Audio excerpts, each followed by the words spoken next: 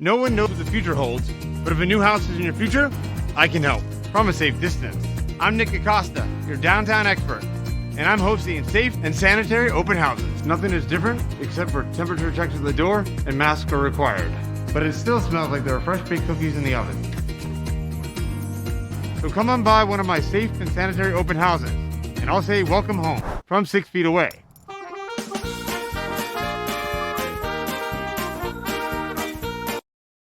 This is Home2All, an all-inclusive real estate podcast with your host, Nicholas Acosta. Nick sits down with guests to talk about real estate and how it works. Reach him at downtown.expert on Facebook and Instagram, or his website, www.downtown.expert, or call or text him at 407-508-8809. Enjoy the episode.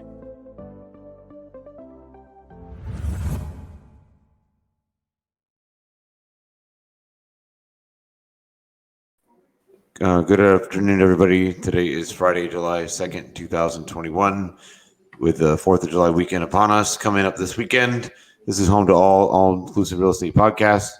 I've got my guest on here and sponsor, Mike Synthetic at Blanchard Insurance. Mike, welcome to the show. How's it going? Hey, thanks for having me, Nick.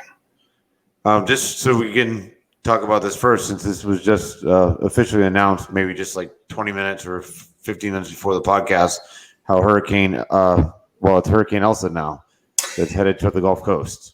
Yeah, that was pretty quick. It seems like that storm that was headed towards the Carolinas was the last thing I heard of, and then this thing just came out of nowhere, barreling towards Florida and the Panhandle. So it's going to be very interesting over the next 72 hours to see what track this takes and what severity it takes. Most definitely. So in terms of real estate, because we're in real estate, so we know that Monday, July 5th, because the holiday, July 4th, falls on a Sunday. Monday is a federal holiday or federal recognized holiday, and the banks are closed. So that's already one issue that real estate agents are facing for Monday if they already had scheduled closings, that the loans won't fund. But now how does this impact this hurricane, now that it's named a hurricane? How does that impact the insurance side of the closings as well? They'll start to shut down, and I would assume they're going to probably start doing very quickly. One of the larger insurance companies who does a lot of coastal risks, and they're all over Florida. They have been for the past couple decades. They've already shut down, and usually when you start to see companies like that, the kind of the larger ones and who have a lot of risk and who tend to keep their underwriting a little more liberal than a lot of other companies, when they start shutting down, it's kind of alarming. Because usually the first to always shut down is Citizens. So the state has their box. It's certain coordinates outside of Florida that once the storm crosses that threshold, they automatically shut down. And then that's usually, everybody kind of watches Citizens first to find out what they're going to do. And then it used to be, hey, back, in the early 2000s, once anybody got inside that box, I mean, every insurance company known to man in Florida operating basically shut down. Over the years, as technology's gotten better to analyze risk and where these storms are headed and what the predictable damage is going to be, a lot of them kind of have stayed open. I mean, you would find, like in this case, you might find a company who has a lot of risk up in Jacksonville staying open, or they may just keep open certain areas and start shutting down county by county. But with everything else that's going on with all this legislation and reform that's been handed down from the state of Florida, all the hail fraud, everything else, litigation going on, and, unfortunately, condos collapsing, down in Miami, you're going to start seeing these companies shut down, all of them, pretty instantaneously. And they're not going to reopen until this storm is good and well past, probably up to somewhere like South Carolina. Yeah, and speaking of which, unfortunately, I guess that also delays this weather coming up is going to delay more of the efforts to look for people that were lost in the rubble or the collapse of that building. Yeah, and that's just a horrible, unfortunate story that nobody really knows the outcome of that, and that could take years in regards to finding out what happened, the litigation involved. There's I've been kind of trying to keep up with it as much as possible. And I mean, it's a sad thing. We actually had a prospective client who was buying a unit. I think it was a couple doors down in another building and backed out of it the next day as soon as they saw that. My opinion on it, it could be a number of things. It could be faulty engineering. It could be work that was being done on the building. And in Florida, I mean, it's no secret. I mean, everybody knows this. I mean, construction efforts in Florida are not always the best. They never have been. And since I've lived here since the early 90s, I mean, I've seen everything over the years.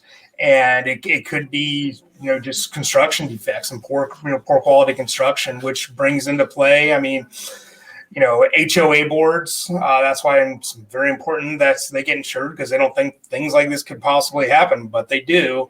And then, engineers being held liable, city, county held liable, everything, really comes into play. So it's going to be an interesting, and most importantly, the lives lost, and hearts, and prayers go out to them and their families. But it's going to be interesting to see how this develops over the next couple of years. Most definitely, and I'm sure as in the real estate industry, when I go to show condos, or my colleagues in the business show condos, I'm sure now that not unfortunately, but the unfortunate thing is what happened to the people. Material stuff can be replaced, but human life is valuable, more valuable than materials. And what I would say is, probably what will happen is real estate clients that want to put in an offer on a condo in our Florida downtowns or in our cities and towns and the beaches, that will probably be the first question they ask us: do we know if this building's safe or not to move into? Yeah, what happened. Yeah, I see a lot of research being done, even going back, maybe possibly a couple decades, where buyers are going to want to look through the HOA, through the, the minutes every year, and take a look through the financials and say, hey, was anything ever brought up with construction issues on this building before that weren't even taken care of?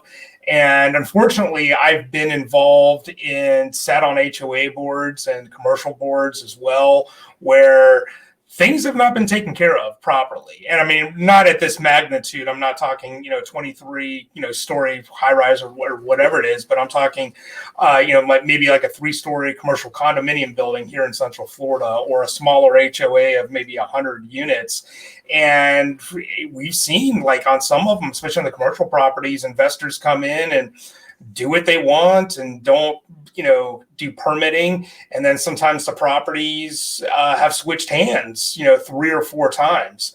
And unfortunately, back in 2006, we bought into a commercial condo, bought a couple of units. And as we went along, we found out that the developer had been involved with Lou Pearlman and a bunch of his projects, wound up in federal prison.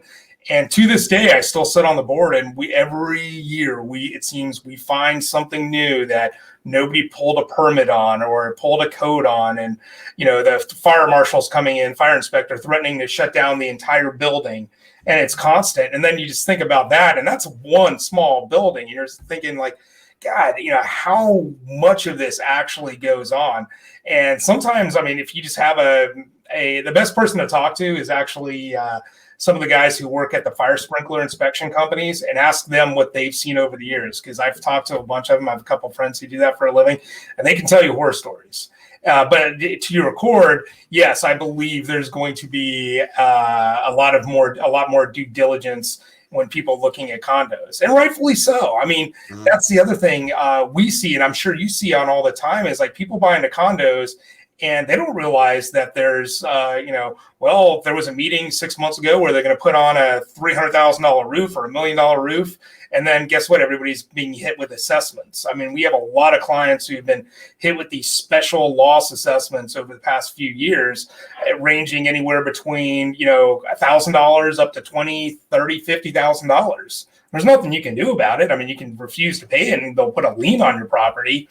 And then that's why insurance companies have really limited coverage on that over the years. I mean, you're lucky in Florida now if you can buy $5,000 worth of coverage anymore on loss assessments. Most definitely, yeah, because the special assessments get tacked on top of your HOA. when they add those in there. So sometimes I see that all the time with listings on condos in Pinellas County, and I know in Orlando too, that you'll see there's an HOA amount of like $800, but then there's an assessment of $1,300 on top of it. And then on top of that, if you have a mortgage on it, so that all gets factored into your mortgage when you have your payments. Yeah, absolutely. And one of the things to look at, even if you're going to buy a residential condo in one of these skyscrapers, is to take a look at the commercial insurance, because a lot of people disregard it and they go, that's all taken care of. I just want to look at my own individual unit owner's insurance. But the thing is, you got to take a look at it and question, okay, well, do they have wind coverage? And what's the deductible on that? Because some of these policies may have, let's say it's insured, the building's insured for $10 million, and then they have a 10% deductible on top of that. Well, that's, a $1 million deductible. And guess what? You got to look at the HOA fees and do the math and say, well, if they're taking in $500 per person, per month, is that enough to pay $1 million deductible, or am I going to be stuck with this? Because in Florida, when it comes to special loss assessments, the board can pass the deductible amount down to the actual residents and owners. And then what they can also do on that is, if there's not enough coverage, let's say the roof, was, $10 million or the building was $1 million or whatever. If the true cost to fix the roof comes out to be $2 million, well, guess what? They're passing down another $1 million assessment on top of that. So it's really good. You want to take a look at those coverages and make sure the deductibles aren't out of whack, the insurance coverage is not out of whack, because again, it's going to affect you indirectly. I can agree more on that. So Mike, during this hurricane season, or what's going on in Florida, are there any new things coming out? Maybe not regarding the hurricane, but in general in Florida, are there any insurance companies that are going to be going away, or is everything staying business as normal or usual? Yeah, I'm glad you brought that up. We had two major developments over, one the other day, and one on the first of the month, and one about a couple of weeks ago that we kind of knew was coming. Number one, Gulfstream Insurance Company has gone, for what we know now, into receivership. And for our listeners out there who don't know what that is the company's no longer financially viable to remain in business in Florida. So the state has decided to put them into receivership and put them under what they call the Florida Insurance Guarantee Association. And what that means is you kind of go into a temporary pool with your homeowner's insurance. Now, in this case, it affected about 50,000 homeowners across the state of Florida. And I think they're going into the Florida Insurance Guarantee Association. So there is insurance coverage. It basically covers the gap between then and then the company being taken over by another company, being taken over by Citizens, or the client obviously can choose to go off and get their own insurance. If people do get affected by this, I wouldn't panic. I would say there's a sense of urgency since we are in hurricane season, and the last thing you kind of want to do is, in my opinion, is be with Citizens or be inside the FIGA, or the Florida Insurance Guarantee Association, because guess what? You have coverage, but you're going to be in a long line of people getting paid out on a claim, and you're just going to be kind of like a lost needle in the haystack there, so to speak. So what you want to do is move as quick as possible. Does this happen? Yeah. We were having this conversation this morning in my office, me and Jamie. We've seen this happen like at least 20 times with 20 different companies in Florida. So it's nothing new. Expect more of this to happen. And again, the Florida consumer should know not to panic. Just get it taken care of sooner than later, but not to panic, because there's always coverage there. The other major development was Universal Property and Casualty Insurance Company, who I'm sure a lot of people are familiar with in Florida just because of the mere size and how long they've been around. And they've been around as long as I've been in the business, which is a pretty long time. They decided to close in Central Florida on effective July 1st. They have about $1.5 billion in assets, which makes them really the size of a national. They give you kind of an indication. You're getting to a size of a company that MetLife was, or a company around that size. So like the size of a national carrier, but pretty much domiciled in the state of Florida. Now, Universal, it's not anything bad. You got to look at the market right now. They have had very liberal underwriting over the years. They were accepting the older roofs. They've been in business for so long. They insure coastal properties. They insure condos. They actually call them the condo kings because probably every other condo you see in Florida is probably insured by them. Now, they made a lot of smart moves over the years where a lot of carriers, like let's say, for example, your State Farm or your USAA or your Allstate or whatnot, they'll have one insurance company for basically the whole other 49 states, and even Progressive to a degree. I mean, Progressive really came into Florida and bought American Strategic Insurance Company to offer homeowners insurance. So everything was kind of separated from the state of Florida because I knew Florida is a nightmare. Well, what Universal did was kind of use the same strategy, but do it in reverse, where they actually operate in about 20 different states. Not as big as Florida by any means. Florida is their biggest market whatsoever, but they did that in some of these non-volatile states like Illinois or Ohio or whatnot, so they could balance kind of out the books because they knew they're going to get hit hard in Florida. And I mean, they even insure in Hawaii.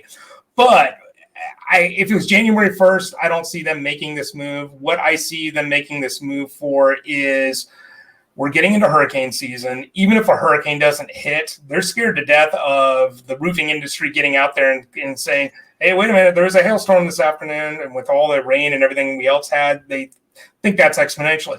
Number two is every agent in Florida represents Universal Property and Casualty. And I'm talking even State Farm agents, Allstate agents, Farmers agents, everybody represents them. So if you have that many agents writing business through one company at a time, and I'll give you a real indication, I would say probably 40% of the applications over the last 6 months that have gone in for new homeowners insurance have been through Universal Property and Casualty. So take that, times that by maybe probably 50,000 agents in the state of Florida. Even though they are the biggest insurance company by far, they can only take so much. And then it kind of tips the scale in where guess what? A category 5 hurricane hits. Do they get into financial trouble? Yes. So what they've done is they've really shut down the I-4 corridor. So I'm talking Seminole, Orange, Osceola, Volusia County, Hillsborough, and all that. They're probably going to stay open in the Jacksonville area, but South Florida and the middle of the state right now, they're closed down. And that's just one more big carrier that has decided that Central Florida is not worth their time right now. But as disclaimer, just to tell everybody out there, if you're with the company, you're not getting non-renewed, you're not getting canceled, business is normal, and you should feel safe that you are with the largest insurance company because they have the most money to pay out claims. They're not like a Gulfstream who's on the verge of going out. So again, don't panic. You're in a good place. It's just they're not taking on any new clients, and existing clients should be thankful for that and just basically say, good, you're not taking on any more risk that you can't handle, us as your clients, which is a very good thing. No, that's awesome. So speaking of insurance, so kind of a sidetrack, so we're both familiar with the personal injury, and 10 years ago, big insurance carriers, for example, like Progressive, we were excited when personal injury was going to sunset. But of course, as we talked about one other time on the podcast, how it's a different animal today because Florida has grown significantly and grows every single day significantly compared to 10 years ago. Have we heard any updates on the personal injury sunset expected date or anything changed with that? From what I've heard in all reports is the PIP is not getting sunsetted.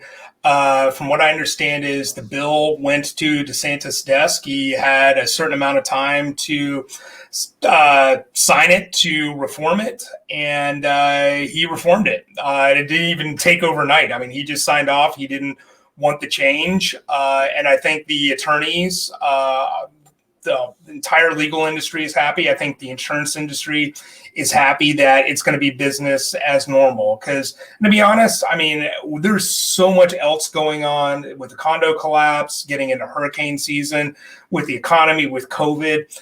If they were going to sunset it, it would be the worst possible time to do it. So for number one, I'm happy about it.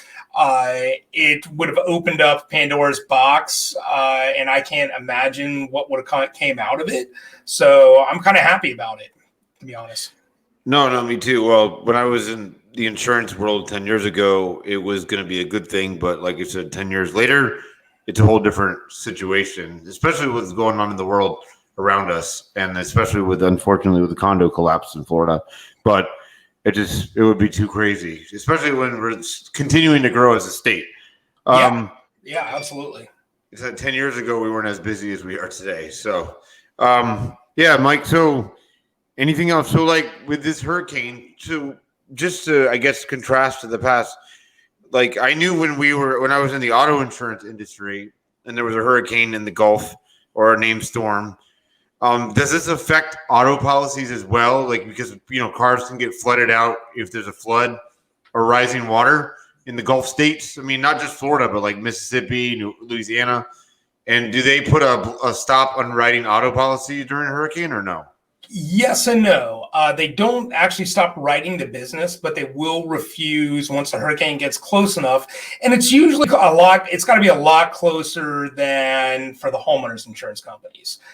So like, for example, like if the homeowners front lines, and all these other companies are starting to shut down on the home side, auto insurance will probably shut down county by county, if not the entire state, but they'll probably wait till it gets a little closer to Florida and then they'll start shutting down. And their biggest exposures are obviously in coastal counties because of flooding, like you said. So they'll sell the liability, they'll sell everything. What they will choose to omit is usually the comprehensive coverage is where the flooding falls under, or a tree falling on a car in a driveway. So they will stop offering that coverage. So if you're buying a car over July 4th weekend, like I know so many people are, you can still close on the car and buy away. You may not be able to get comprehensive coverage. And a lot of the time, they'll still even sell you the collision coverage.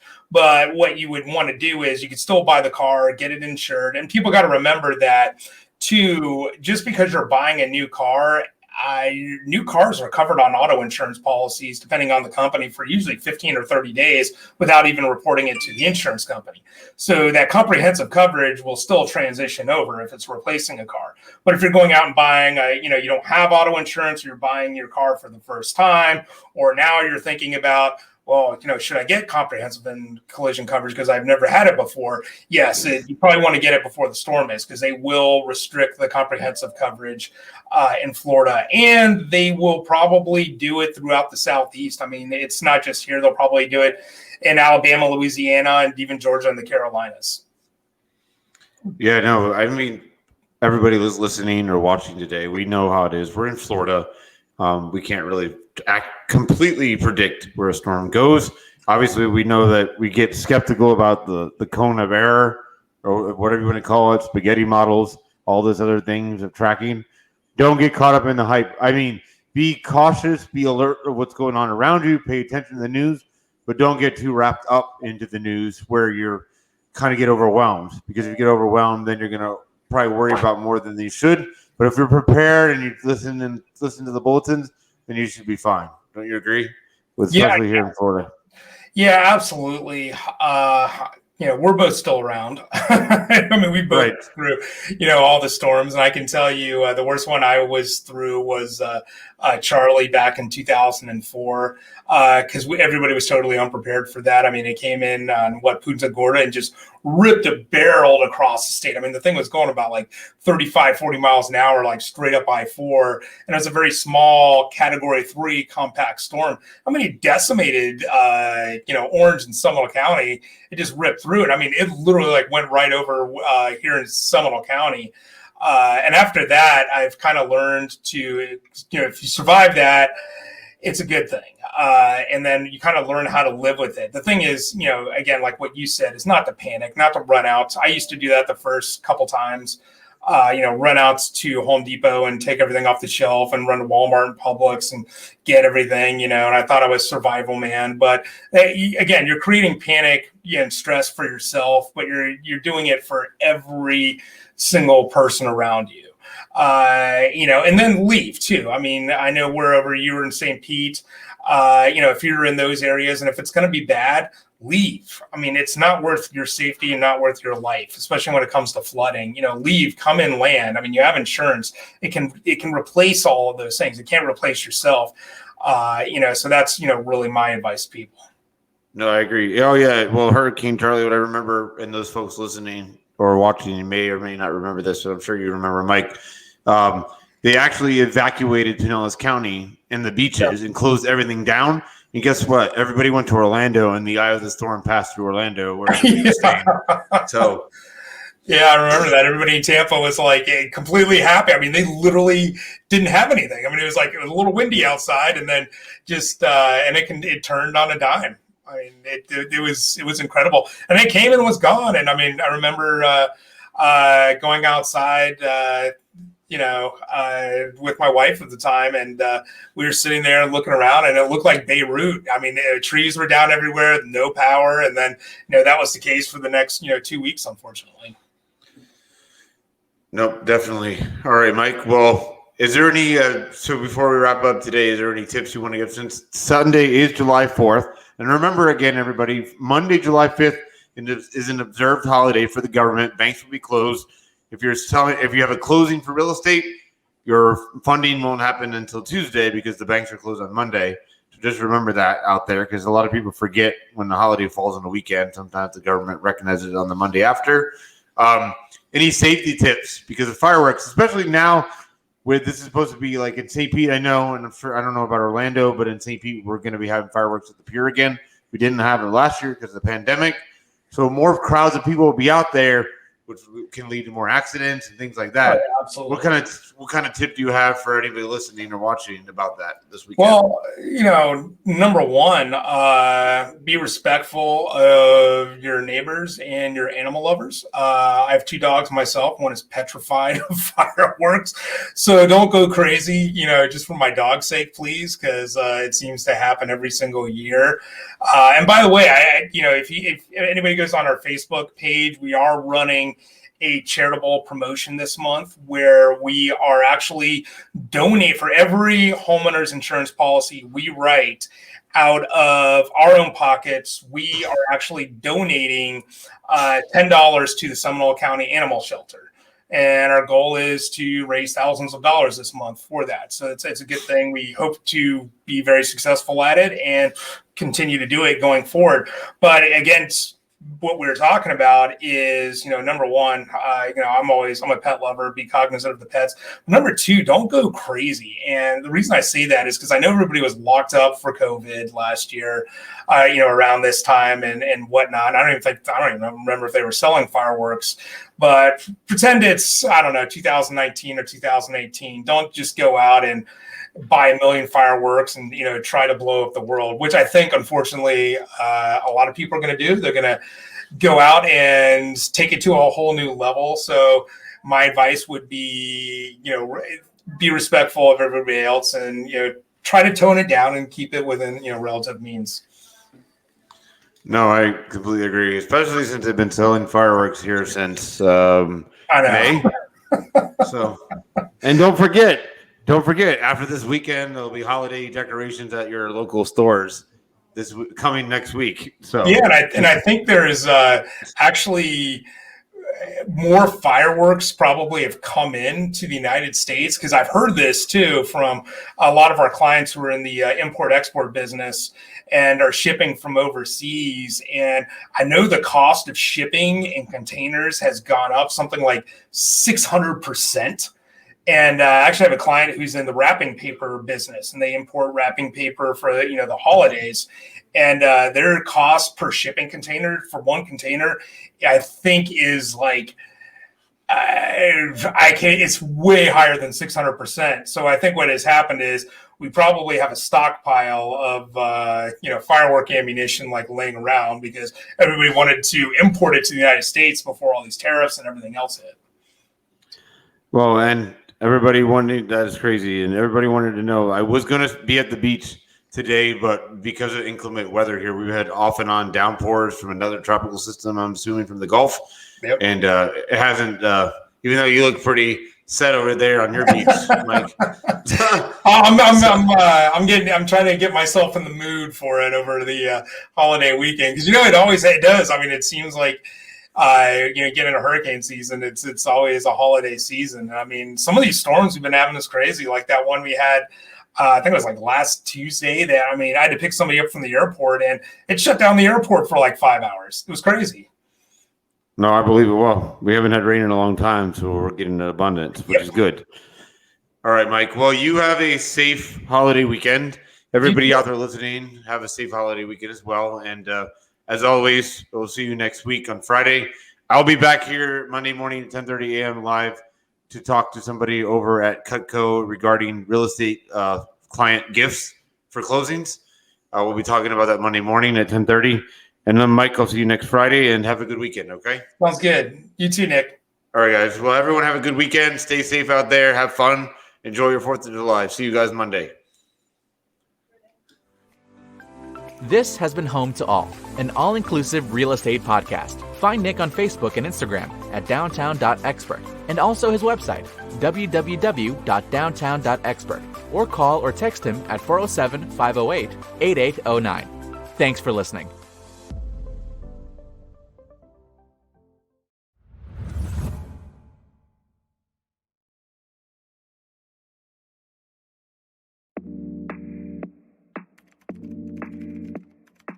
Don't spend hours or days looking for your new home. Let a downtown Central Florida expert guide you. I'm Nicholas Acosta, and I'm here to welcome you home. Being a Florida native, I know how exciting, stylish, and convenient the downtown lifestyle can be. From the nightlife scene in the heart of downtown to the natural beauty of Florida. I'm Nicholas Acosta, and I'm here to welcome you home.